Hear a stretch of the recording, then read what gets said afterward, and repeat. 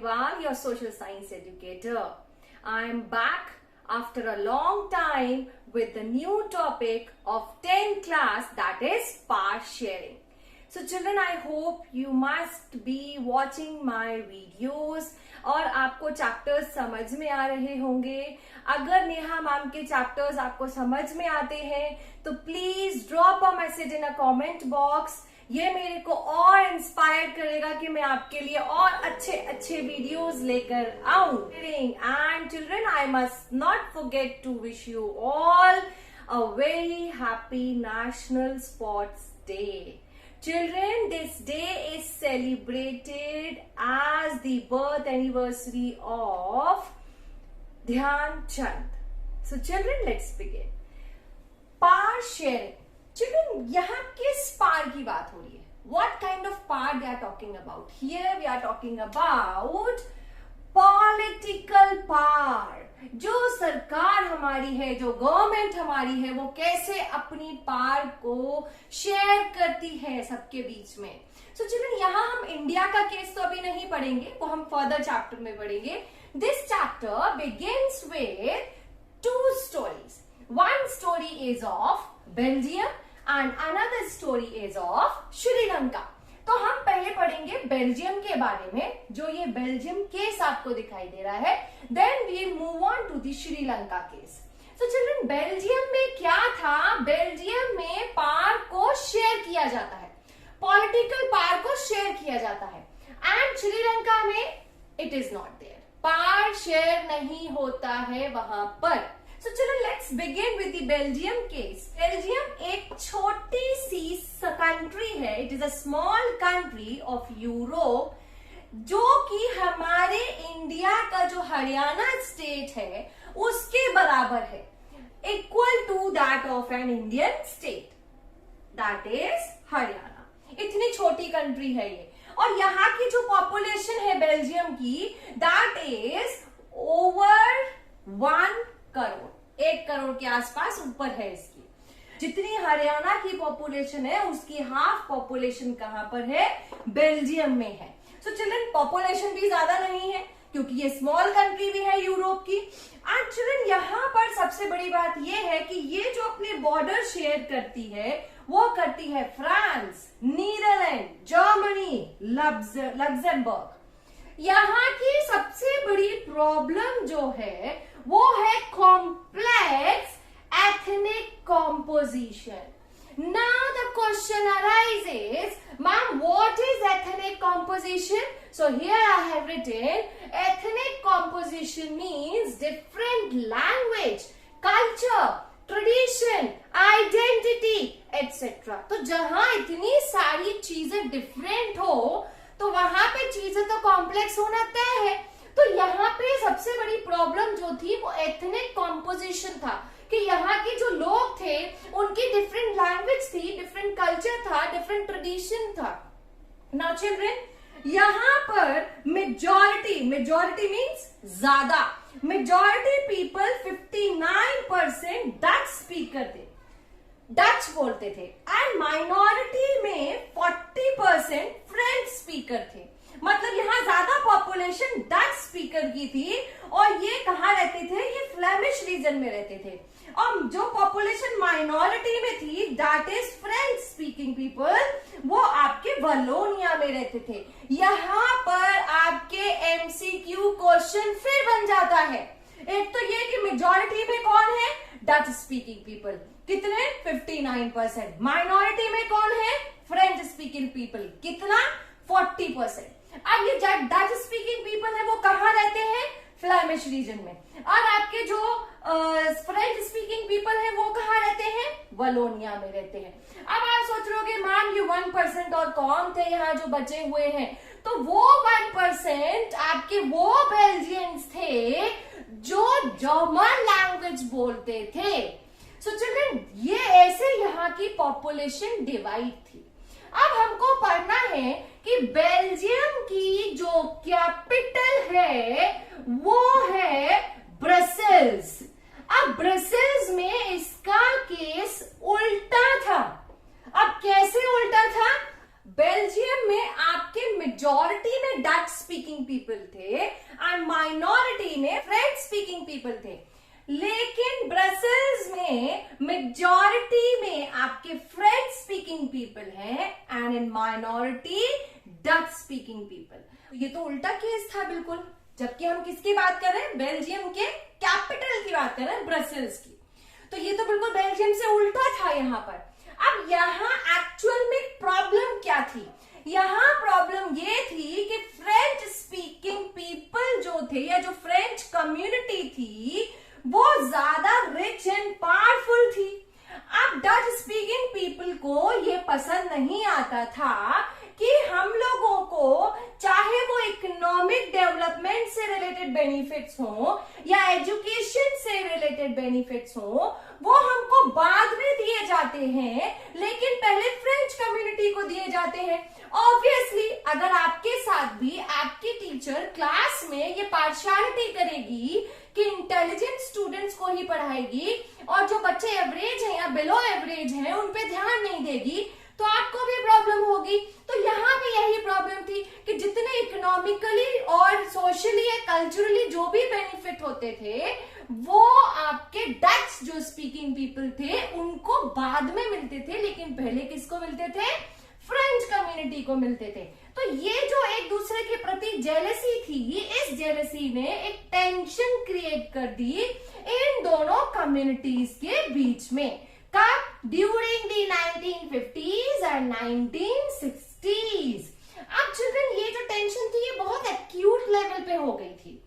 Obviously किसी के साथ भी पार्शियलिटी होगी तो किसी को भी प्रॉब्लम होने लगेगी। तो ये तो था थोड़ा सा हमारा बेल्जियम और ब्रसेल्स के बारे में। अब इसका क्या कंक्लूजन निकल के आता है ये हम अभी पढ़ेंगे। पहले हम डिस्कस करेंगे श्रीलंका का केस। अब श्रीलंका में क्या था children, as we know Sri Lanka हमारा नेबरिंग कंट्री है, पड़ोसी देश है। अब ये एक आइलैंड नेशन है, कुछ किलोमीटर दूर है हमारे तमिलनाडु के कोस्ट से।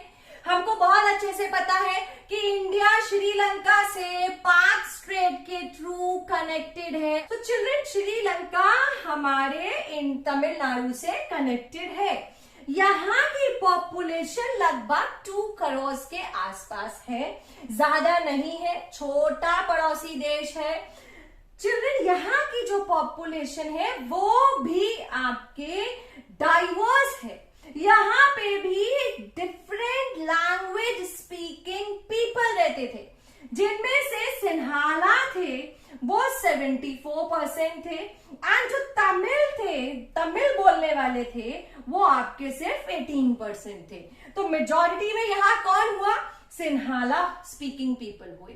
सिन्हाला लैंग्वेज ज्यादा बोली जाती है वहां पर, that was 74%। And Tamil language बोलने वाले कितने लोग थे, 18%। अब चिल्ड्रन यहाँ पर भी आपका डिवीजन है। जो तमिल स्पीकिंग पीपल है they are divided into 2 parts. One is Tamil natives. Tamil natives वो है जो आपके श्रीलंका के ही है, श्रीलंका में ही बॉर्न हुए हैं और उनको बोला जाता है श्रीलंकन तमिल्स और इनकी पॉपुलेशन 13% अराउंड थी। अब बाकी के बचे 5% आउट ऑफ 18 वो आपके इंडियन तमिल्स थे। इंडियन तमिल्स वो लोग थे जो यहां से इंडिया से कॉलोनियल पीरियड के टाइम पर एज अ प्लांटेशन वर्कर्स गए थे और वहीं पर ही सेटल हो गए। वो क्या कहलाते हैं, इंडियन तमिल्स। सो तमिल जो स्पीकिंग पीपल थे वो भी 2 पार्ट्स में डिवाइड थे। वन वॉज तमिल नेटिव जो वहीं के ही थे and another word Indian Tamils जो इंडिया से कॉलोनियल पीरियड मतलब जब ब्रिटिशर्स का यहाँ पे रूलिंग पीरियड चलता था उस टाइम पर यहाँ के इंडियन तमिल्स प्लांटेशन वर्कर्स गए थे श्रीलंका में और वहीं क्या हो गए, सेटल हो गए। तो ये तो हमने पढ़ा कि सिन्हाला जो स्पीकिंग पीपल थे वो मेजॉरिटी में थे और माइनॉरिटी में तमिल्स थे और तमिल भी 2 पार्ट में डिवाइड थे। They were also divided into 2 parts. Here goes your MCQ question कि तमिल नेटिव्स और इंडियन तमिल्स के ऊपर आपका एक क्वेश्चन आ सकता है। एंड मोर ओवर यहाँ पे आपका ये पॉपुलेशन पूछ लिया जा सकता है कि what was the population of Sri Lanka. And children यहाँ पे तीसरा एमसीक्यू जो जाता है आपका, that is Sinhala speaking people कितने परसेंट में थे एंड तमिल स्पीकिंग पीपल कितने परसेंटेज में थे। अब ये तो था श्रीलंका की पिक्चर, लेकिन यहाँ प्रॉब्लम क्या थी? Let's discuss about it's problem. So children, अब क्या था यहाँ पर, जो लैंग्वेज वेरिएशन था, डिफरेंस था लैंग्वेज का, उसको कनेक्ट कर दिया गया रिलीजियस कंपोजिशन से। अब लैंग्वेज के साथ साथ यहाँ रिलीजन को भी जोड़ दिया गया, प्लस कर दिया गया। अब वो कैसे? सिन्हाला जो 74% लोग थे वो क्या फॉलो करते थे? दे फॉलोड बुद्धिज्म, वो आपके बुद्धिस्ट लोग थे। एंड तमिल स्पीकिंग पीपल जो 18% थे, they followed Hinduism and Islamic religion, they were Hindus and Muslim. And remaining 7% Tamil and Sinhala दोनों ही आपके क्रिश्चियन थे। सो चिल्ड्रन, ये इन्होंने क्या किया? लैंग्वेज को अब रिलीजन से जोड़ दिया। अब रिलीजन से जोड़ा तो यहाँ ऑब्वियसली सबसे ज्यादा इंपॉर्टेंस किस रिलीजन को दी जाती होगी? That was Buddhism. बुद्धिस्ट लोगों को ज्यादा प्रायोरिटी मिलती थी। अब चिल्ड्रन, यहाँ मेजॉरिटेरियनिज्म हो गया श्रीलंका में। Now the question arises, ma'am, what is the meaning of majoritarianism? So here goes the definition.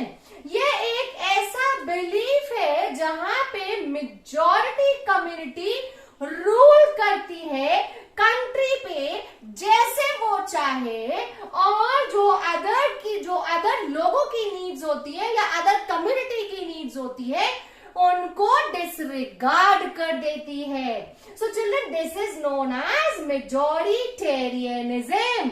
आपको डेफिनेशन इसके वर्ड से ही ढूंढना है, मेजॉरिटी। ऑफ कोर्स मेजॉरिटी जो ज्यादा पॉपुलेशन में है तो यहाँ किसकी चलेगी? उन्हीं कम्युनिटी के लोगों की चलेगी। कंट्री पे रूल कौन करेगा? वही कंट्री के जो लोग हैं मेजॉरिटी में जो है वही करेंगे, और वो क्या करेंगे? जैसे चाहे वैसे रूल करेंगे, लेकिन वो डिसरिगार्ड करेंगे अदर कम्युनिटी की नीड्स एंड विशेस को जो माइनॉरिटी में है। So by the definition it is clear कि यहाँ पर सबसे ज्यादा रूलिंग कम्युनिटी कौन सी है? सिन्हाला है, क्योंकि ये मेजॉरिटी में है, और तमिल लोगों की जो विशेष हैं, जो नीड्स हैं, उनको डिसरिगार्ड किया जाता था। सो चिल्ड्रन, ये तो यहाँ प्रॉब्लम थी। अब हम बात करते हैं श्रीलंका की, कि श्रीलंका हमारा जब देश आजाद हुआ था उसके 1 साल बाद श्रीलंका भी आजाद हो गया था। एंड चिल्ड्रन, यहाँ पर सिन्हाला जो कम्युनिटी के लीडर्स थे वो गवर्नमेंट चलाते थे, वो गवर्नमेंट में थे, वही लीडर्स थे, और वो करते क्या थे? उन्होंने क्या अडॉप्ट कर लिया था?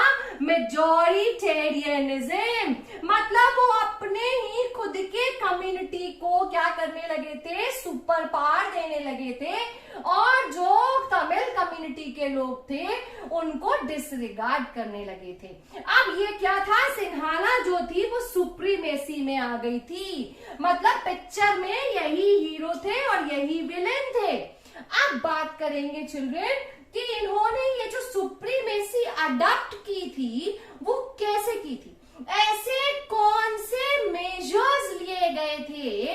What were the measures taken by the Sinhala people to maintain their supremacy or to maintain the majoritarianism in the picture? So children, let's talk about it. So children, these were the following measures जो Sinhala supremacy को establish करने के लिए Sri Lankan government ने लिए थे।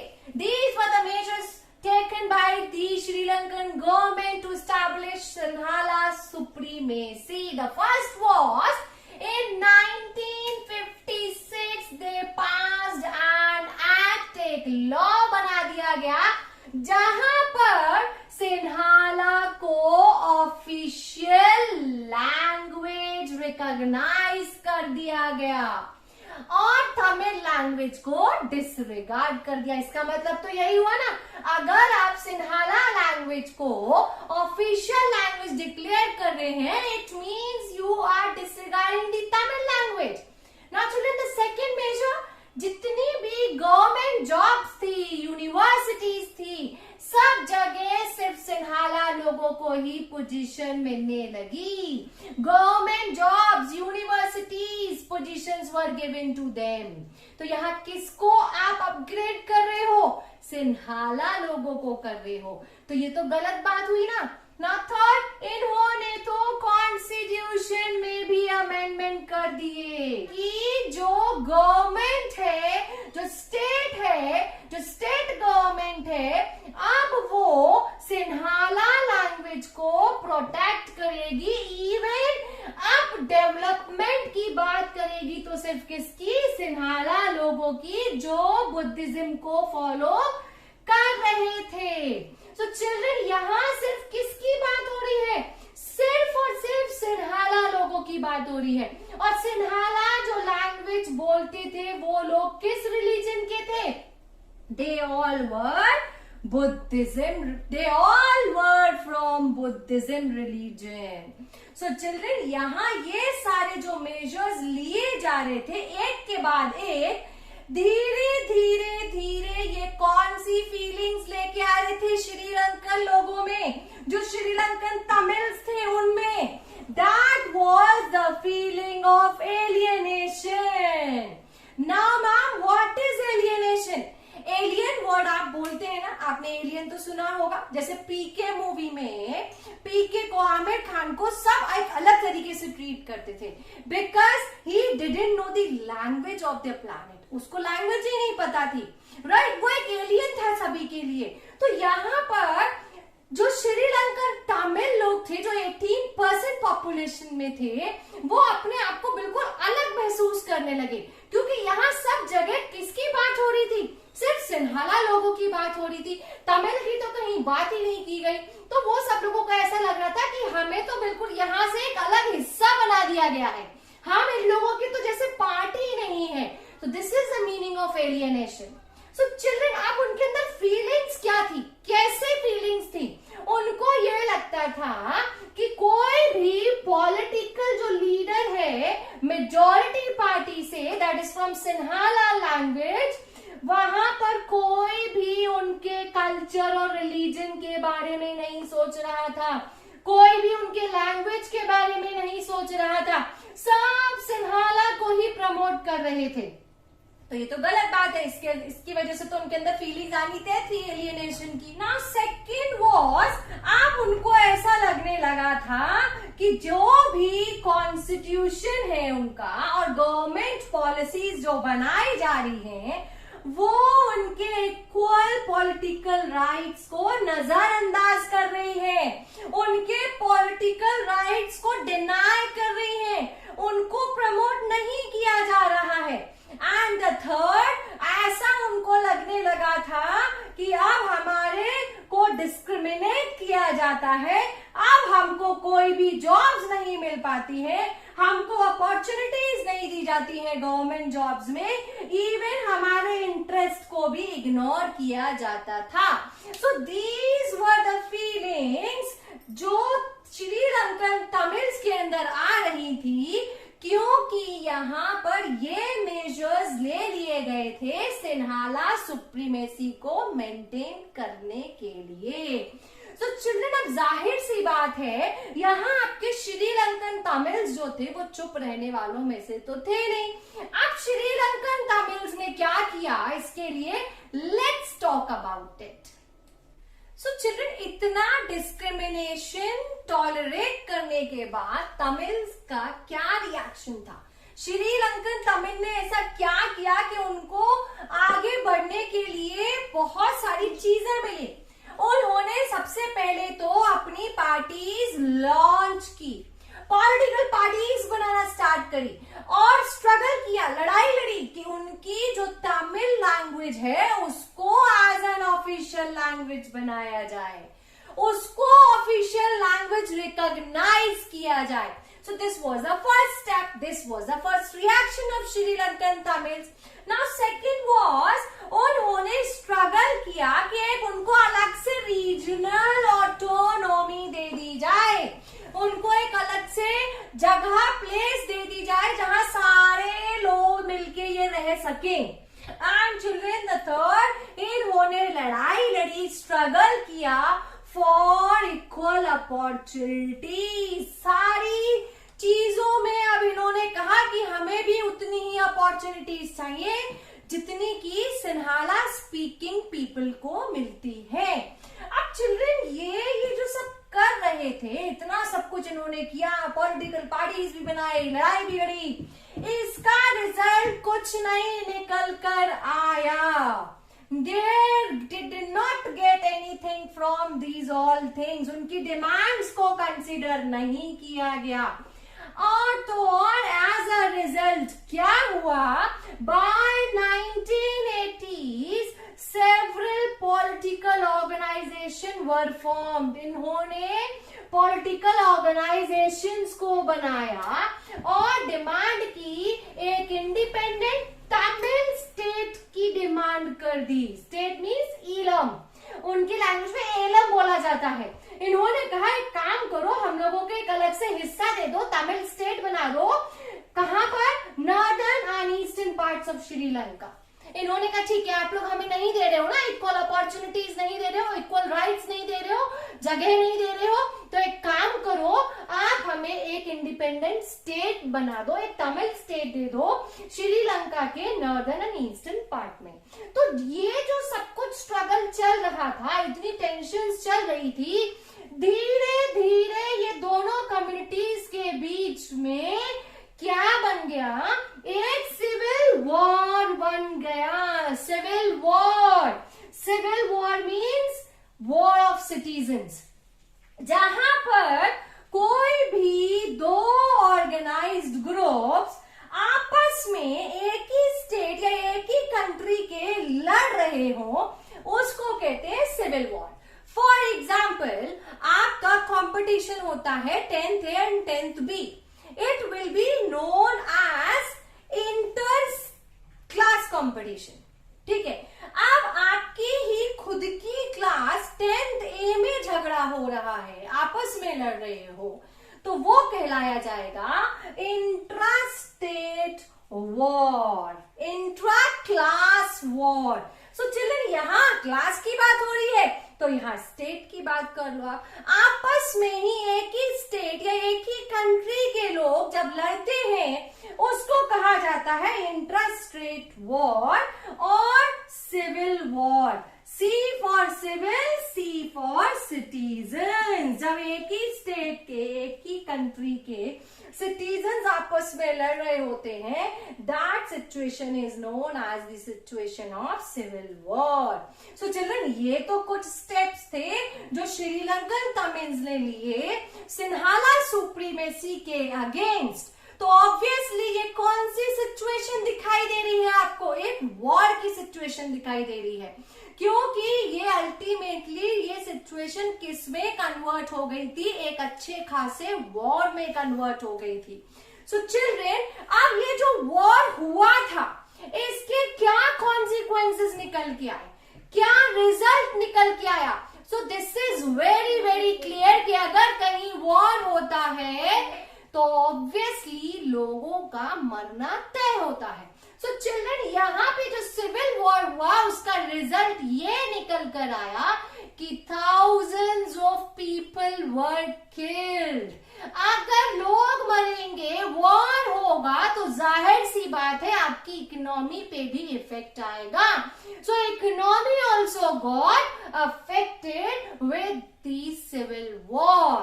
सो children, these were the consequences कि आपके ना thousands लोग मारे गए थे, इकोनॉमिकली, सोशली, कल्चरली सब जगह से आपका टेंशन्स क्रिएट हो गई थी, ओवरऑल इकोनॉमी आपकी डिस्टर्ब हो गई थी. And children, this war started in 1980s and ended in 2009.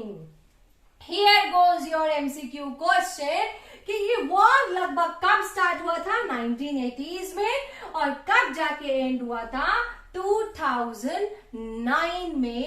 Civil war आपका एंड हुआ था. सो children, this was all about Sri Lankan case. अब हम बात करेंगे कि बेल्जियम में क्या हुआ था. मैम, आपने बेल्जियम वाला टॉपिक तो वहीं छोड़ दिया था. एक केस हमने बेल्जियम का पढ़ा था और एक केस हमने उसकी कैपिटल ब्रसेल्स का पढ़ा था. तो अब हमने जो टॉपिक पढ़ना है ये है accommodation in Belgium. So let's talk about the Belgium case. So children, अब हम थोड़ा सा वापस आते हैं बेल्जियम केस पे जो हमने वहां पर छोड़ दिया था कि ब्रसेल्स में इतने लोग मेजॉरिटी पे है एंड माइनॉरिटी में है, जो कि बिल्कुल बेल्जियम के अपोजिट थे. So children, accommodation in Belgium मतलब कैसे बेल्जियम में ब्रसेल्स के लोगों को जगह दी गई, ब्रसेल्स में कैसे बेल्जियम के लोगों को अकोमोडेट किया गया. We have to study this in this topic. So children, Belgians recognise the existence of regional differences and cultural diversities. ये बेल्जियंस ने बहुत अच्छा काम किया था कि एक दूसरे की लैंग्वेज को, एक दूसरे के कल्चर को एक रिकॉग्निशन दे रखा था. ऐसा नहीं था कि मेजॉरिटी वाले लोगों का ही एग्जिस्टेंस माना जाता था, उनको ही प्रेफरेंस दी जाती थी. नो, ऐसा बिल्कुल भी नहीं था. इवन 1970s एंड 1993 में इन लोगों ने तो अपना कॉन्स्टिट्यूशन भी 4 बार चेंज किया था. दे अमेंडेड देयर कॉन्स्टिट्यूशन 4 times. क्यों? What is the reason? So that everyone live together within the same country, ताकि सब लोग एक साथ एक कंट्री में रह सके.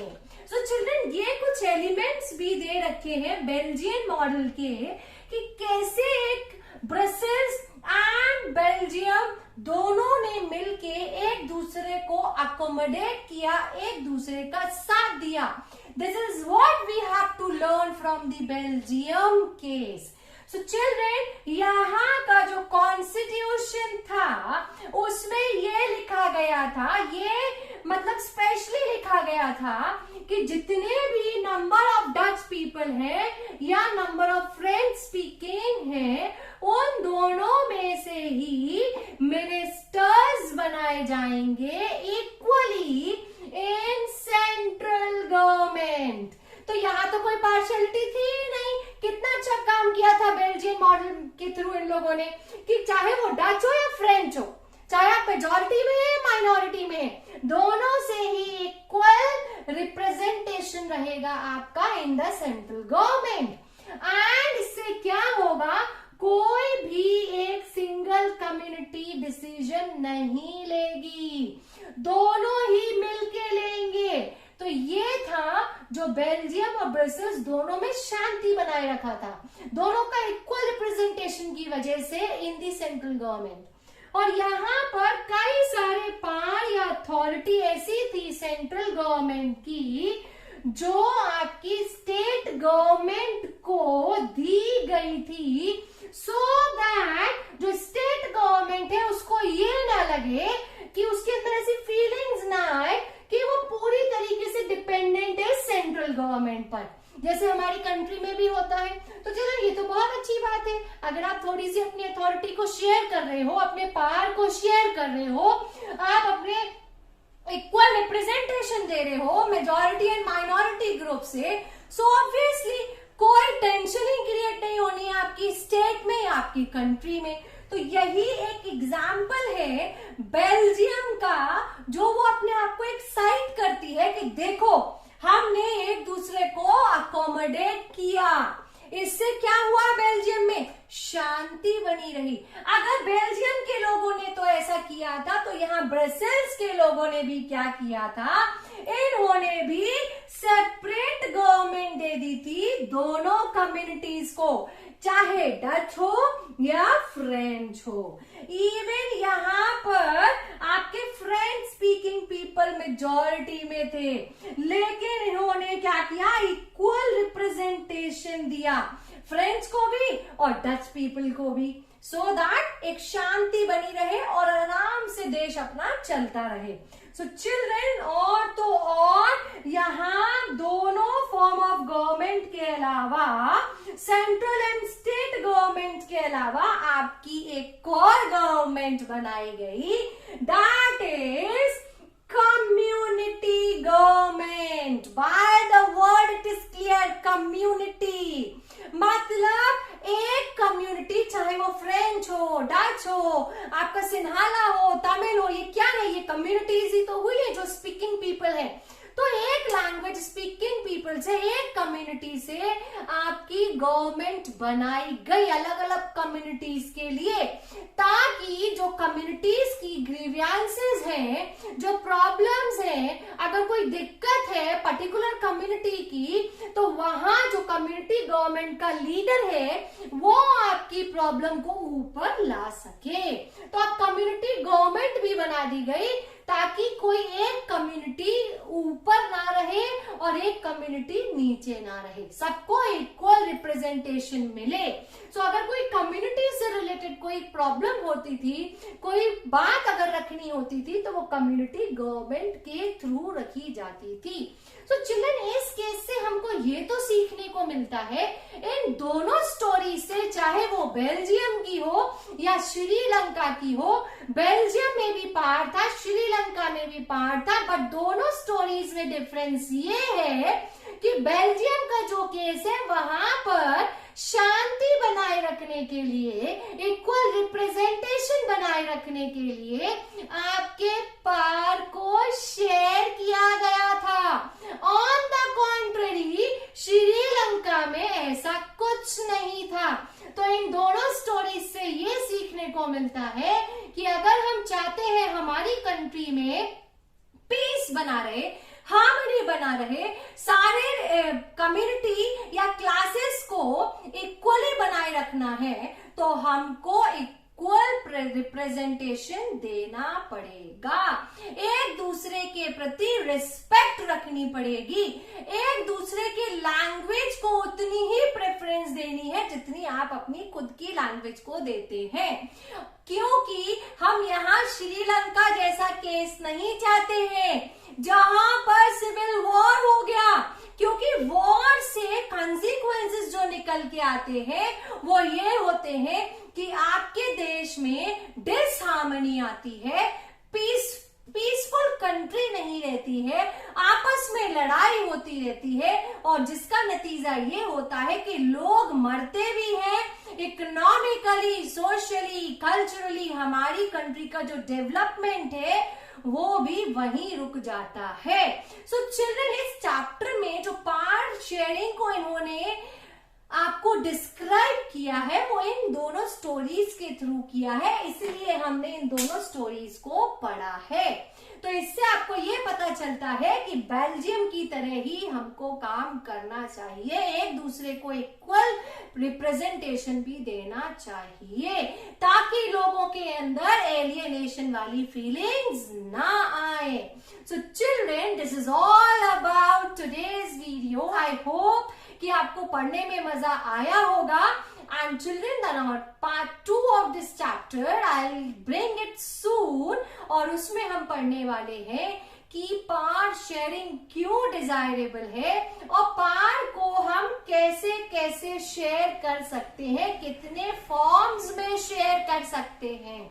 So children, keep watching my videos, be connected to my channel, keep subscribing my channel, keep sharing my channel. Neha ma'am will be back soon with a part 2 of this chapter. Till then, stay healthy, stay fit, keep studying and enjoy all the upcoming festivals. That is the Janmashtami, I think. So happy Janmashtami to you all in advance. Enjoy your weekend, enjoy your holidays. Bye learners, take care.